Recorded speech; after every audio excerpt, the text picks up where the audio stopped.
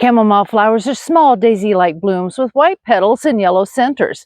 They are known for their delicate, pleasant fragrance and are commonly used in herbal teas and aromatherapy. My chamomile has just started producing and I've been harvesting for the past few days. You can buy special chamomile rakes to harvest the flowers, or you can pop them off between your fingers. However you decide to harvest your chamomile, they should be picked after the dew has dried but before the sun is too hot.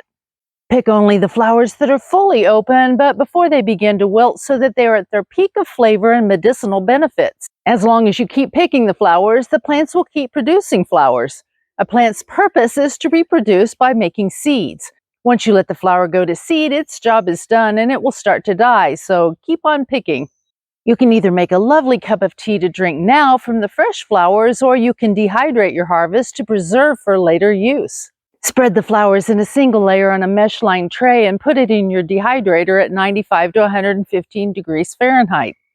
These tiny flowers will dry fairly quickly, but you do want to make sure they are fully dry before you store them.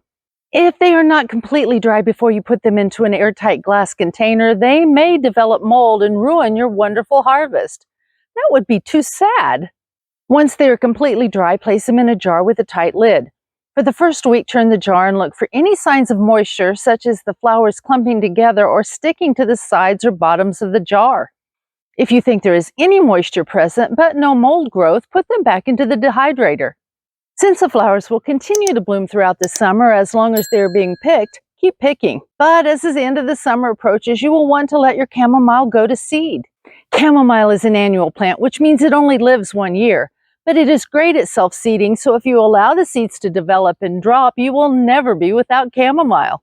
To make a cup of tea, use 2 heaping teaspoons of fresh or 1 heaping teaspoon of dried chamomile flowers. Add just boiled water, cover your cup to trap the essential oils inside, and let this steep for 20 minutes. You can add a sweetener such as honey or stevia extract if you like, but I think it's sweet enough on its own. Chamomile has been used for hundreds, if not thousands of years to help calm and soothe anxiety and stress. It can also be used to help you unwind at the end of a busy day and allow you to get to sleep faster.